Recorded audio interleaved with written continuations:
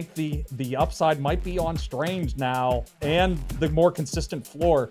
And a lot of it has to do with Parker Washington picking up a hip injury this past week. That was my bigger concern about the Jaguars. Parker Washington's going to miss a couple of games or miss a little bit of time here. And he's been kind of Trevor Lawrence's most consistent target in the middle of the field while Strange was out. So I am on Brenton Strange. How about you, Joe? Can you doofuses out there please go pick up Brenton Strange so we can stop talking about him on this podcast? I'm tired of talking about the guy. Go get him.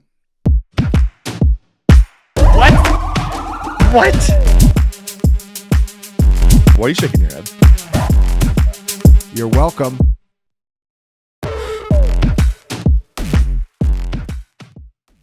Week 14 fantasy football waiver wire ads. Which players should fantasy managers be adding for week 14? And which players should fantasy managers be stashing for the fantasy football playoffs? Theo Greminger, Joe Dolan, and Tom Brawley on Fantasy Football Daily on the Fantasy Points Podcast Network and Fantasy Points YouTube.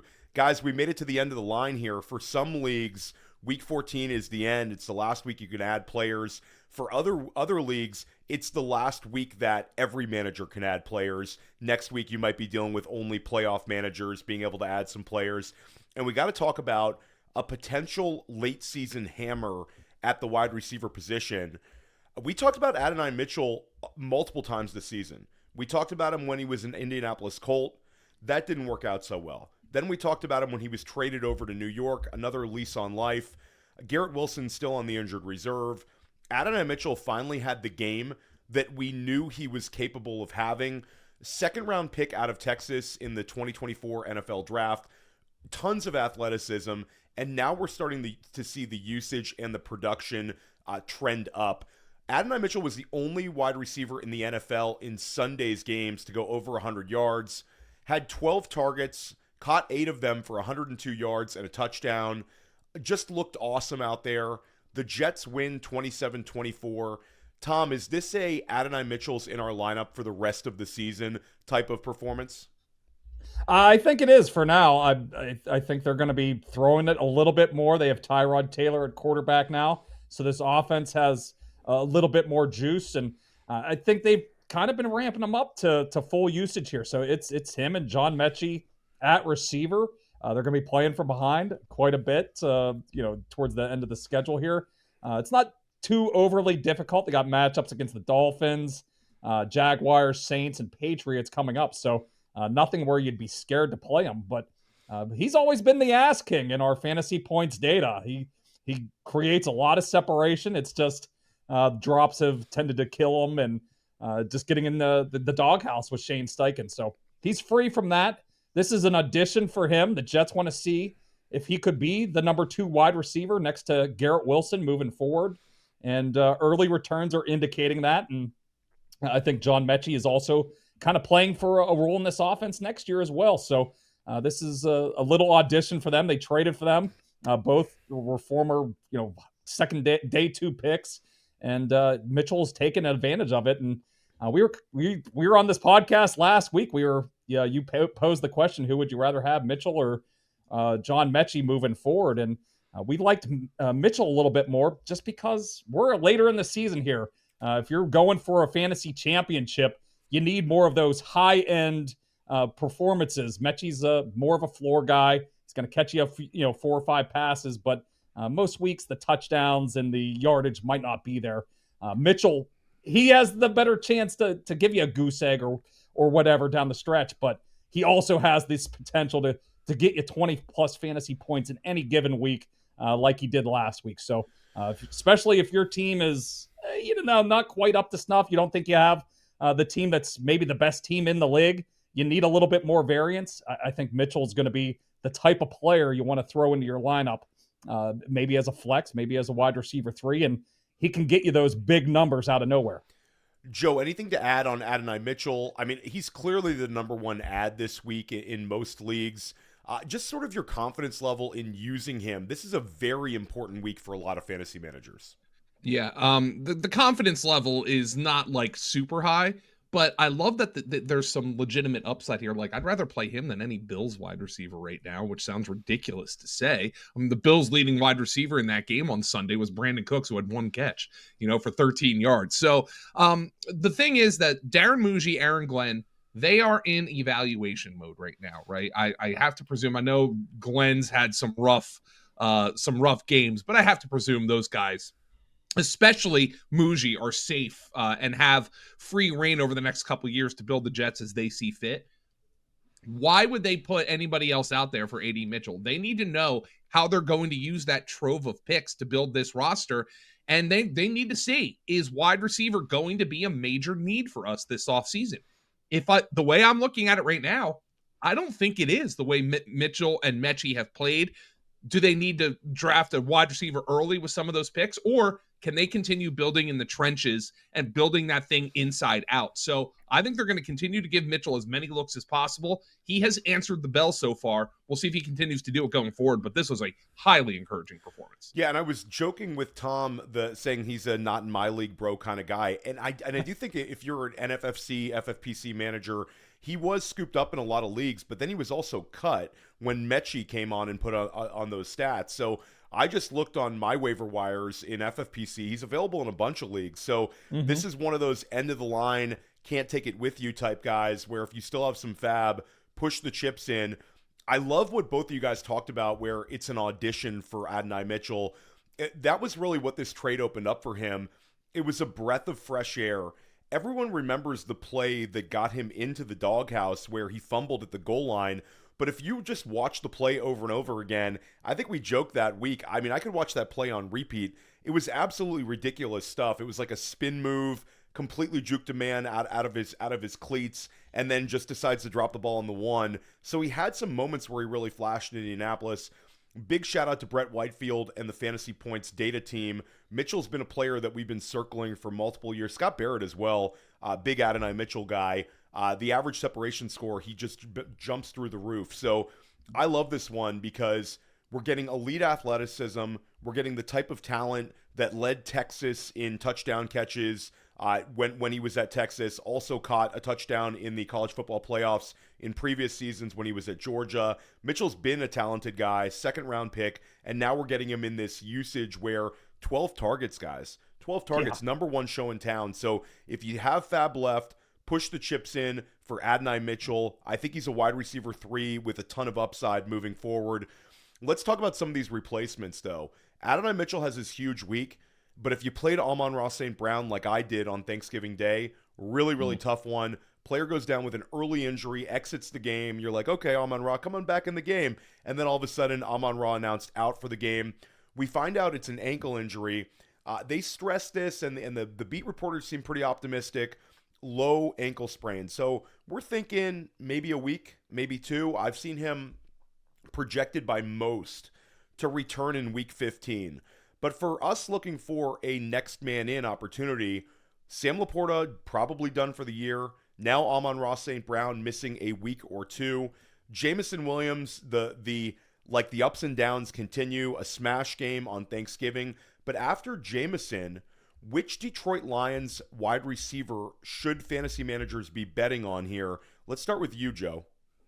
Yeah, I would think the easiest answer is Isaac Tesla. The problem for Isaac Tesla, it's been touchdown or bust for him. Yeah. Pulling up the data from Fantasy Points here, he was second on the team in routes.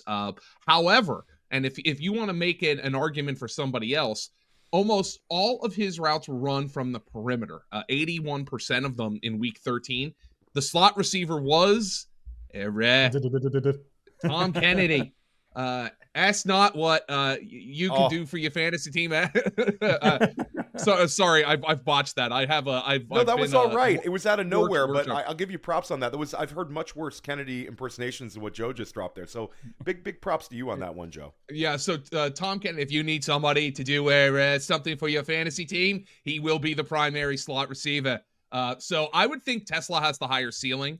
But Tom Kennedy could be the chain mover. And if you think Jameson Williams is going to take all of the high ceiling perimeter touches, which I mean, that would be my bet, is that Jameson Williams truly becomes like more of a go-to guy, then Tom Kennedy is going to be your chain moving 5-catch for 50-yard kind of guy. Tesla, to me, probably needs a touchdown to come through for you. Hell, I mean, in his season so far, he's done nothing but score touchdowns. The problem is he's caught like 7 passes. Yeah, I'm on Tesla. Like this game is a must-win for Detroit. They have the Dallas Cowboys at home. I'm chasing that touchdown with Tesla. I also think with a week to prepare, maybe we see Tesla used just a little bit more normally like we would a starting wide receiver. They used all that draft capital to trade for him, get him in the 3rd round of this year's draft, and Tesla's had an absolutely ridiculous highlight reel. A lot of those touchdown catches were like really, really impressive catches. So I'm betting on Tesla. If I need a win this week, I'm pushing the chips in. I think there's a wide potential variance here. Tesla could have like 6 points or Tesla could have like 25 points, but I'm going to roll the dice on the talented, big outside wide receiver. Tom, your thoughts? Are you on Kennedy? Are you on Tesla? Do you want to talk Khalif Raymond? Yeah, I was going to say, we should probably bring up Khalif Raymond, too. He has an ankle injury, missed last week's game. I do think if he's able, we'll see here. We're recording this earlier Monday. If he's able to get a practice in on Monday or Tuesday, maybe he's the guy that does step into the slot and he jumps over Tom Kennedy. So that's one to look for. But I'm with you. I would want to go for the upside with Tesla. I do think he was kind of pushed into a bigger role than anticipated with that injury came like 4 or 5 snaps into the game on Thanksgiving Day. So I do think we've seen some design kind of looks for him earlier in the season. So maybe we get a few more looks to try to get him going early in the game.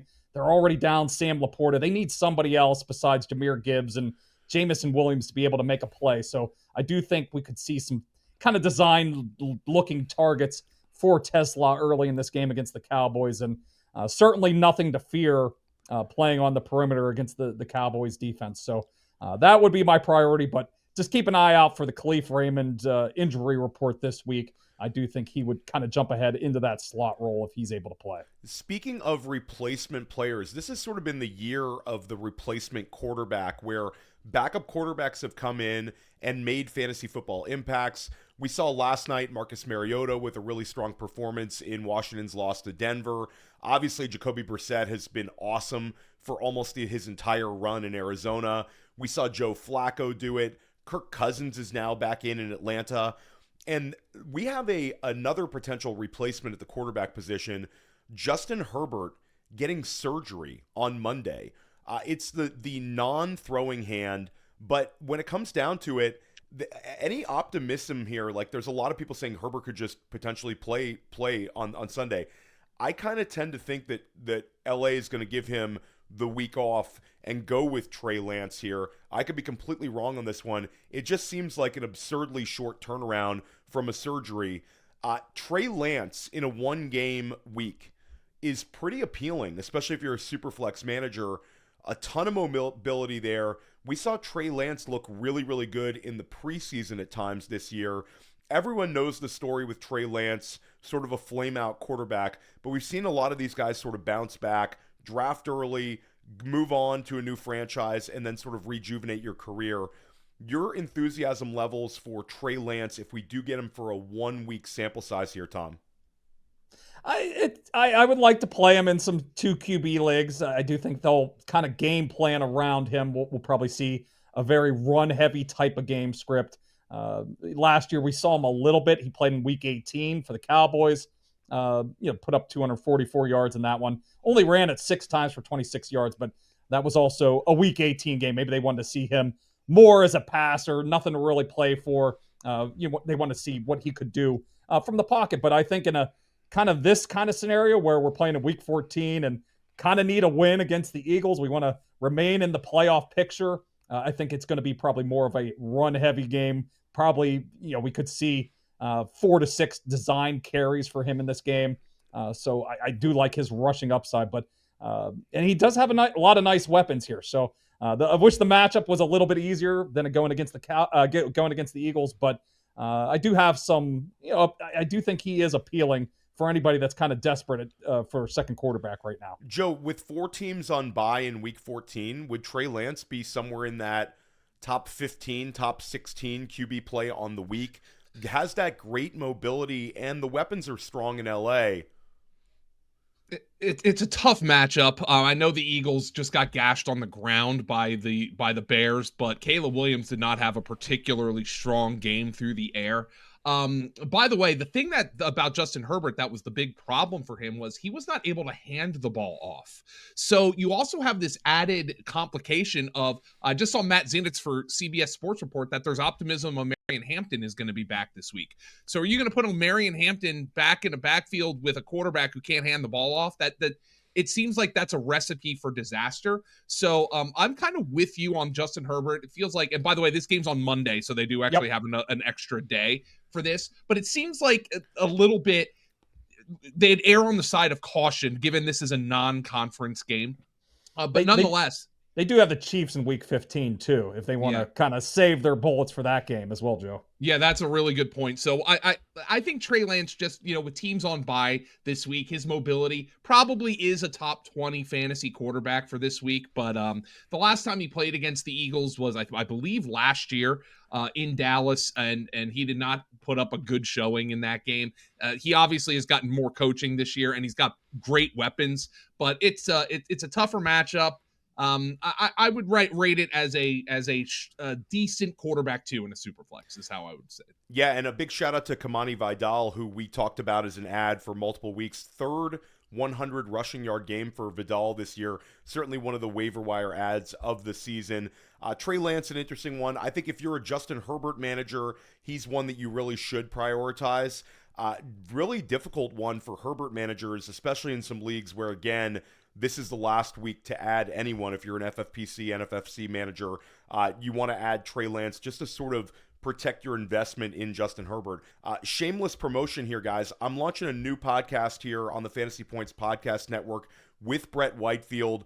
Never too early to get started looking at the prospects in 2026. If you're a dynasty or just a redraft manager, maybe you're going to be doing early best ball drafts, or maybe you're just a NFL draft fan. The 2026 NFL Draft Podcast, we're launching it. We're recording episode 1 this week. Brett Whitefield, unbelievable when it comes to the prospects. We're going to talk NFL Draft. We're going to talk about prospects. We're going to record it every single week right here on Fantasy Points. Look for episode number 1 to drop on Fantasy Points YouTube early Sunday morning, and you can subscribe to it anywhere you get your podcasts. Guys, let's talk Devaughn Vele here. Devaughn Vele, this is one that I think is very interesting because New Orleans was coming out of their bye week. Vele, they traded a 4th-round pick in the preseason to get him from Denver, which a lot of us looked at and thought was a slight overpay. Vele, of course, was an older prospect, started off the 2024 season very strongly, then got banged up, but this looks like it could be something. Again, this is an offense with Kellen Moore where they're running a ton of plays. The pace is always fantasy friendly. Vele ends up with 8 targets. He catches all 8 of them for 93 yards and a touchdown. And again, this is coming out of the bye week. So Chris Olave is going to get all he can handle, but it feels like Vele could give you maybe some flex value. Your thoughts on this one, Tom? Yeah, I like it right now. They kind of made an effort finally to get him involved. We had Brandon Cooks obviously released. They traded Rashid Shaheed, but they, as you said, they gave up so much before the season started. We were kind of expecting a larger role, kind of maybe early, at least by October, but it never came until the last 2 weeks since their bye. So this has been a concerted effort on their part. Another one of these situations, kind of like the Jets we were talking about. This is a little bit of an audition for Vele to kind of solidify his spot as the number 2 receiver behind Chris Olave moving forward, and he's done fairly well here. And right now we have Alvin Kamara. We don't know what his status is, so he's has been a prominent pass catcher in this receiving core for basically the last decade. So we got to have those targets out of the offense right now. Shaheed's targets are out of the offense. They've been frisky with Shuck at quarterback, too. We've seen the last 2 weeks, even in trailing game scripts in the fourth quarter, in the second half of these games. They're still throwing it a lot. As you said, Kellen Moore likes to use his offense with a lot of pace. So they're naturally getting more plays off anyway. So I think this is adding up that he could at least be one of these PPR guys off the waiver wire, can get you 4 or 5 catches for 40 to 50 yards, and he won't sink your lineup. He'll keep it afloat if you're just looking for a little bit of stability here. And maybe we'll get a little bit more, though. I mean, he played fairly well in this game, so maybe he's a guy that they want to kind of feature a little bit more down the stretch. Joe, anything to add on Vele? Well, number one, is it too late for my best ball teams to be saved here? The Devaughn Vele was one of my most drafted wide receivers in this offseason. But hey, maybe there is a window for some of my contending teams with Devaughn Vele. Let's also look at the facts. Number one, it was still a ridiculous trade that the Saints made, but they did trade a 4th round pick for Devaughn Vele. I cannot believe they did that. That's like a top 100 pick that they traded for a 28-year-old wide receiver, but they invested a lot in him. This isn't just some like guy that they picked up off the waiver wire. This is somebody they determined, they knew they were going to suck, and they still traded their 4th round pick for him. So I would think he's getting a good look to see if he's going to be a bigger part of this offense going forward. And they don't really have a choice, So I think Devaughn Vele is absolutely a viable pickup. I'd probably have him right after Adonai Mitchell on the list. Yeah, I'm with you. I think Vele is a great consolation prize if you don't get Mitchell. I think that this 8 targets is something that could be sort of static, and we could see this every single week moving forward. Again, the game flow is going to be positive for Vele. The Saints are going to be trailing often. I think Tyler Shuck, as Tom mentioned, we've mentioned him as a player that needs to be rostered in 2 quarterback formats. He's showed enough that I think he's a locked-in QB2 for the rest of the season. We talked about Devin Neal last week. Devin Neal, I would say that the usage was very, very positive. Not really an ad this week. He was scooped up last week. But the Taysom Hill threat was not what we thought it could be potentially. Devaughn Vele, scoop him up. Continue to see this Saints youth, well, not really youth, inexperienced Saints down the stretch with the 28-year-old Vele operating as the wide receiver 2 opposite Chris Olave. Another wide receiver who had a huge, huge week, and this is one that I think it's like fantasy football law, Tom, that we have to write about Dontayvion Wicks multiple times a season, every single season, and then we add him, and then he does nothing, and then he has a game like this, and we're back to having to talk about him. But Dontayvion Wicks, to his credit, looked awesome on Thanksgiving. 2 touchdown grabs, 6 catches for 94 yards, 7 targets, had 28 PPR points. If you played the 1-day slate in DFS, Dontayvion Wicks was like the slate breaker with that performance at like a minimal price tag. Is this something that could be potentially a building block for the rest of the season? Now we've got Jaden Reed potentially coming back this week. Christian Watson, 10 targets, seems like the de facto wide receiver 1 there. Your thoughts here? Let's start with you, Tom, on this one. Wicks enthusiasm level. Very low, quite honestly. I do expect Jaden Reed back this week, and I do think he's going to kind of jump back right into that slot spot. Romeo Doubs is kind of established himself as a full-time player here since last year. Christian Watson, as you said, all these targets on Thanksgiving Day. So we could even get Matthew Golden back. He's been close to playing. Couldn't on the short week playing on Thanksgiving Day. So I think we're going to get both Golden and Jaden Reed back. So this is one of those. People are going to look at his performance on Thanksgiving Day and you're going to want to run out and get that guy off of the waiver wire. I would let somebody else do it. I do think he's probably going to get, if not buried, but at least stuck in a little bit of this rotation that we've seen plenty of times in Green Bay and over the last couple of years. So I'm going to let somebody else take the Wicks bait, and I'll go for like the Devaughn Veles and the AD Mitchells that we're looking at right now. Yeah, and we mentioned the Dontayvion Wicks. We talked about Adonai Mitchell. I guess we're talking about every player that at one point has had a hive. And we got to talk about Jalen Coker, because Jalen Coker looks like he's back in our waiver wire graces, leads Carolina in receiving yards. This was a massive win for Carolina, beating the NFC's best team in the LA Rams in Carolina. Dave Canales has this team playing with confidence, playing with a lot of juice.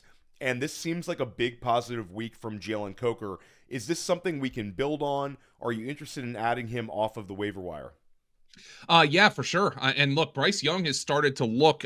I know it's been up and down for Bryce Young, but he has had some very strong performances over the last month. And look at this: the target number for Jalen Coker, 4.446. So is that going to be like league winning? Probably not. But I wonder if he is earning a little bit more trust from Bryce Young. They like they had a great connection down the stretch last year. He had a strong game against LA. I think he's more of a wide receiver 5 type of player, but worth a pickup just in case like that increase in usage here from this game against the Rams is for real. He's got some good size. They had great chemistry on that touchdown. I mean, Jalen Coker saw single coverage. He knew the ball was going to come his way, and Bryce Young saw it immediately and knew he was going there, and he dropped it right in the bucket, and Jalen Coker was waiting for it. So that's something that's going to earn trust from a receiver. Yeah, I'm into it. And Tom, your thoughts on Coker and also Bryce Young. Bryce Young with 2-3 touchdown games in his last 3 games played. And again, Carolina is winning games here. So we're starting to get a lot more confidence about this offense moving forward. You have the Week 14 bye week. But that's the problem. But when Young comes out of bye, the schedule is pretty interesting. Week 15 on the road in New Orleans. Then Week 16, Tampa Bay in Carolina. Your thoughts on adding Bryce Young as potentially a QB2 for the fantasy playoffs or in Superflex? He's probably rostered, but sort of your enthusiasm level for him moving forward. Yeah, I'm much more excited than I was a month ago. He's definitely started to show signs of life again. We saw this at the end of last year, too, where he kind of caught fire a little bit. Very slow start to the season. He was benched for Andy Dalton, then starts putting together a bunch of good performances in the back half of the season. So maybe we're starting to see that again. Maybe he's just one of these guys that turns it on later in the season, and now he's getting, we have Jalen Coker, who was out for much of the beginning part of the season. He's starting to emerge again. Xavier Legette flashes every once in a while. So Tet McMillan, we need a little bit more consistency out of him, but his receiving cores come together. I do like these matchups in weeks 15 and 16 against New Orleans and Tampa Bay. If you're able to, roster him through his bye this upcoming week, I do think he has the potential to at least, put together like a low-end QB2 type of performance. Yeah, I think he's interesting. He's exactly the kind of quarterback that I like to have as a backup here. But we're chasing Coker because Coker's one that the three of us were on in the preseason. Of course, he missed time to start the season. Him ending the year strongly could be in the wheelhouse. And again, Carolina has the bye week. We could see the post-bye week usage really ramp up for Jalen Coker down the stretch. Them having a secondary consistent pass catcher opposite Teteroa McMillan, that's going to help the entire offense. Us Rico Dowdle managers don't like seeing it, but now they have 2 healthy running backs. Chuba Hubbard's being ramped up. This is a fun team that's playing for an awful lot down the stretch in Carolina. For deep league managers, I'll mention monitor the Marvin Harrison Jr. situation. Marvin Harrison Jr., a heel injury, exited yesterday's game. If he's out, not only is Michael Wilson back in our fantasy lineups, but Greg Dortch is a player that should be rostered. Dortch had 2 top 15 performances in weeks 12 and weeks 11. Jacoby Brissett, again, is elevating the talent around him. So keep an eye on that one. And Pat Bryant, who we talked about last week at length, 7 targets coming out of Denver's bye week, 3 receptions, but 7 targets. That's a positive sign for him. Joe, let's talk about Malik Davis, who continues to flash and make big plays for this Dallas team that has now beaten the Super Bowl runners-up and the Super Bowl winner in back-to-back weeks. Malik Davis seems like a premium handcuff. If he's not already rostered in your league, he's an injury away from being part of a really good Dallas offense. Yeah, it's a handcuff, though. 4 carries, 3 carries, 3 carries. Now, he's busted off a long run in back-to-back games, but Javonte Williams still continues to get it done. He is a handcuff. There are other guys that we have talked about on this show who you can pick up and put in your lineup. I guess if you do that with Davis, you're just hoping he busts off a long run. But he is the handcuff for Javonte Williams, who, as you well know, has had significant injury problems in his career. So he's busted off the long runs, look good, giving them a spark. but only 10 carries over the last 3 games is not somebody I'd be trusting in a lineup right now. Yeah, I think you nailed it. I think you completely nailed it. Again, if you're a Javonte Williams manager, I think it's important to roster Malik Davis. You maybe could get 1 week out of it if he goes down with some sort of an injury. And if you're not a Javonte Williams manager, understand that you're holding a lottery ticket in Davis that you can't use in any other week. Another sort of high-end handcuff for an offense that we have a great deal of confidence in moving forward is Samaje Perine. His role is a little bit larger, though. He's going to get some weekly touches here. Tom, talk about Perine behind Chase Brown. Yeah, this is a guy, pretty boring. I mean, nobody thinks of Samaje Perine's like, oh, yeah, I'm going to crush it in fantasy if I have him. But I don't think Taj Brooks is going to be much of a factor down the stretch here. They clearly have a lot of trust in Samaje Perine. He's been out the last couple of weeks, gets healthy. He's immediately back into the lineup, taking snaps away from Chase Brown in that Thanksgiving Day game. He ended up playing 41% of the snaps off a high ankle injury. So they clearly have a lot of trust in him. If Chase Brown goes down at any point, I think he could be one of these types of backs that gets 85% of the snaps in a given week, especially if it's a scenario where the Bengals are trying to win and stay in playoff contention. I don't think they're going to trust a Taj Brooks behind him. So he's a sneaky guy that's probably readily available. He's going to catch some passes. It's not going to be too flashy, but if they get right on top of the goal line, they have some confidence that he can punch it in at the goal line. So I think he's one of the more valuable handcuffs that's out there, especially now that Joe Burrow is back. And if you're really desperate, you could even plug him into a lineup in a flex spot if you're in like a 14-team or a 16-team league and or just dying for like 6 or 7 points in a given week. But I do think he has some higher end upside as one of the better handcuffs out there. Yeah, the pass catching ability makes it so if he did have the backfield to himself for a week, Perine could end up giving you a low end RB1 game, a high end RB2 type game. So again, with these handcuff running backs, we're looking at what player can affect a fantasy matchup on a 1 game sample size. Let's remember, everyone, Waiver Wire, we're doing this 2 months ago, guys. We were talking about what player could potentially help you for the season. Now, fantasy football is very much a weekly game. For a lot of you watching this, you need a win this week. Some of you watching this, you need a win this week to get your bye. And then for others out there, you're in a situation where it's, for a lot of you, single elimination football. So we want these players that are high upside handcuffs on our benches, 1 injury away. Unlike wide receiver, we don't usually have to unpack anything. We just put him in the lineup. And Joe Dolan, a player that, I mean, I shouldn't even talk about him anymore on pods because I'm always in this hive. I'm always wanting to roster this guy. Keaton Mitchell scores a touchdown on Thanksgiving Day, also catches a couple of passes. Talk about 1 injury away here. The big dog is producing at a very high level, but if Derrick Henry were to miss a game, how good could Keaton Mitchell be on a 1 week, 2 week sample size? Well, this offense in general is hard to watch. Unfortunately, it doesn't have the same upside that it had like even last year. But Keaton Mitchell, hey, look, he was in my second running back spot on my Thanksgiving Day DFS lineup. Thanks to him and Dontayvion Wicks for paying for the turkey. But Keaton Mitchell, handcuff really at best at this point. I guess you could throw him into a lineup if you're really desperate. A couple of weeks ago against Cleveland, he had 6 carries and 2 catches, but you probably need a touchdown for him to come through. God, I can't believe I'm saying this, but I think I prefer Malik Davis just because I think that offense is working at a much higher level than Baltimore's right now. But Keaton Mitchell is somebody who might earn just a couple more touches going forward to give that offense a little bit of a spark that it's lacked for much of the year. Tom, we had a chance to see the Washington Commanders backfield post-bye week. Sort of what we thought it would be. Chris Rodriguez leads the way with 11 carries for 41 yards and a touchdown. Jeremy McNichols still mixing in, 6 carries, 30 yards. He also has 2 targets and 2 receptions. Ja'Cory Krosky-Merritt, pretty invisible, 4 carries total.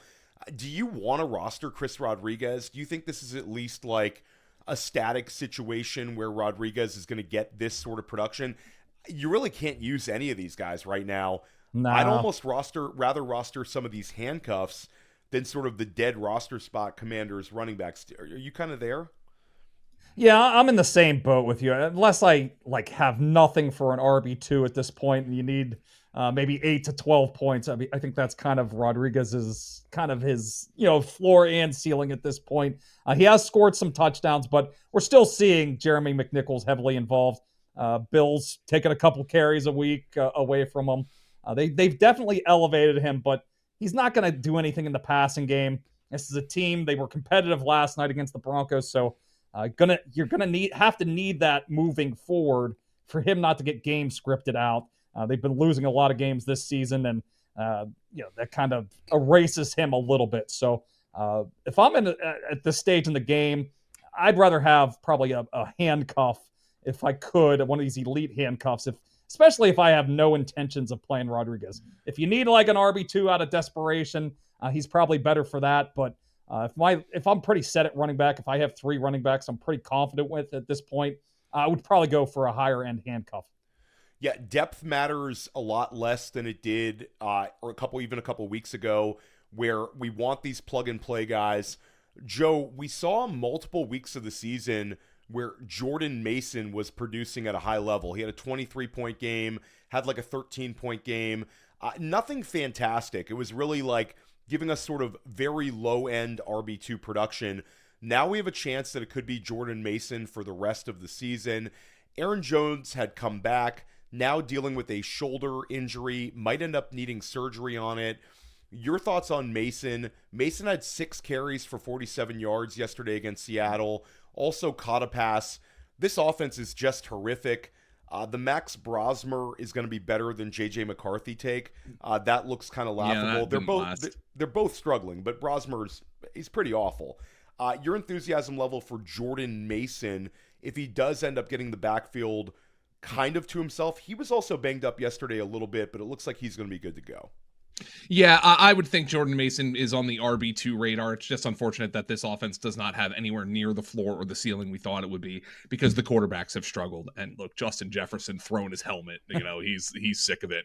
Yeah, he's an RB2, and I think they'll get him some work. I know they worked in Xavier Scott a little bit when Aaron Jones was banged up, but yeah, I think Jordan Mason, if he was dropped, he's probably still rostered in most leagues just because he was still a super high end handcuff. But no, he's on the RB2 radar. It's just unfortunate that the quarterback play here is going to mean he can get game scripted out of games, and that's going to give him a lower floor than you would hope.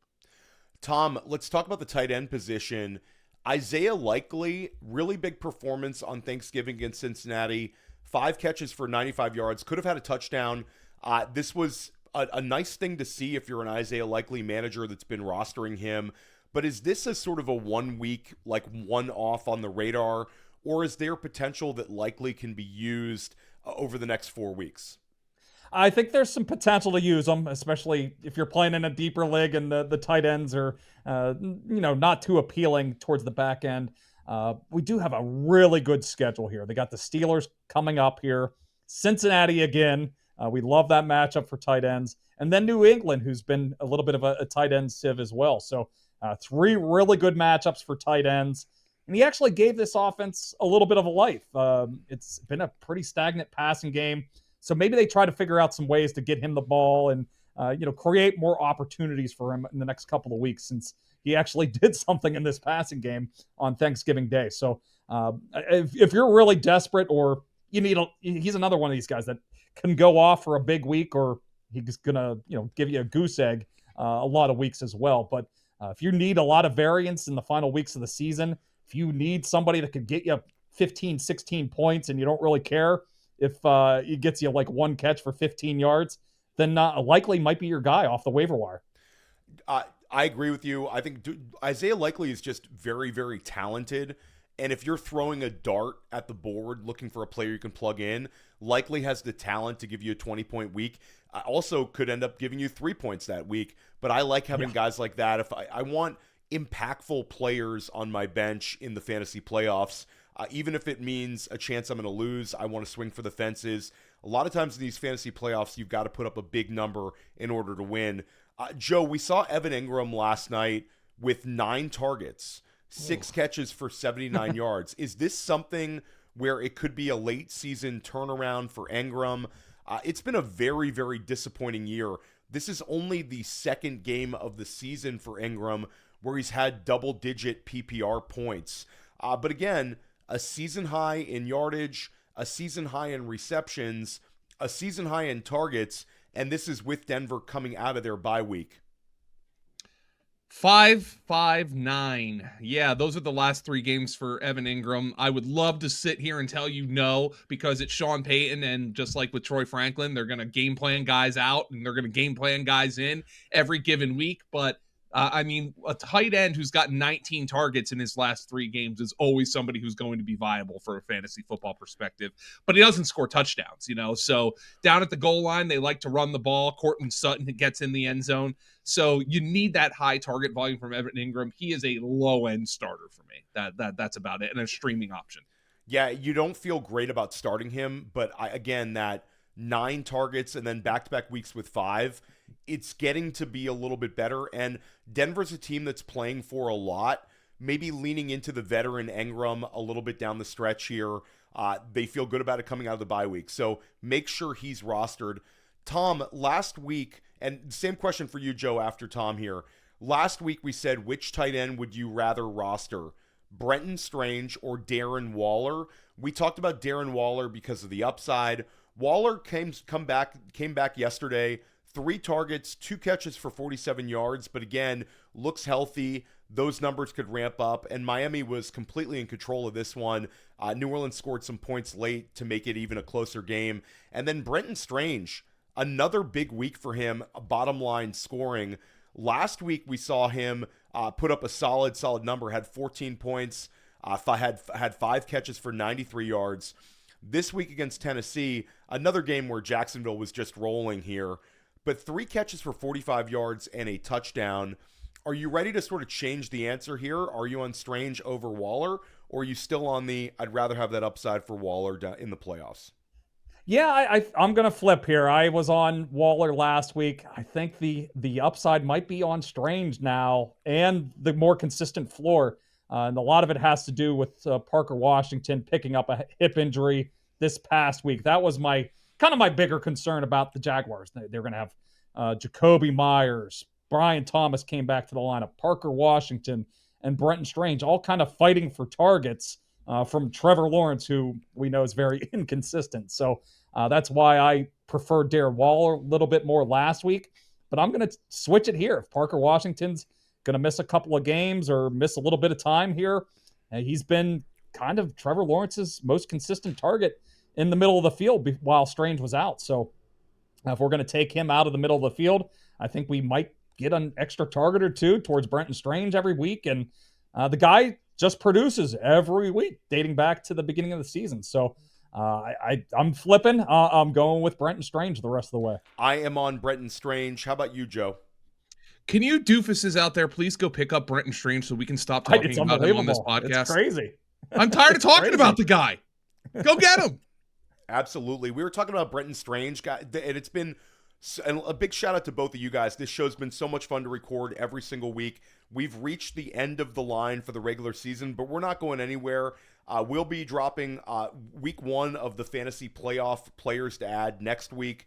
We'll be doing it throughout the end, guys, but we are a big shout out to the fantasy managers who used our waiver wire advice. Hopefully you're all making your fantasy playoffs. Hopefully none of you listening to this one have a really, really tough week 14 sweat. But if you do, go pick up some Adonai Mitchell if he's available in your leagues. Make sure you're checking out Tom Brawley's waiver wire article over at Fantasy Points. Make sure you're checking out my waiver wire article over at Fantasy Points. Make sure you're tuned in to Fantasy Football Daily all week long. Make sure you subscribe to the podcast and stick with us here at Fantasy Points YouTube. We just crossed 23,000 subs and we continue to grow. Big shout out to the audience. We'll see you next week.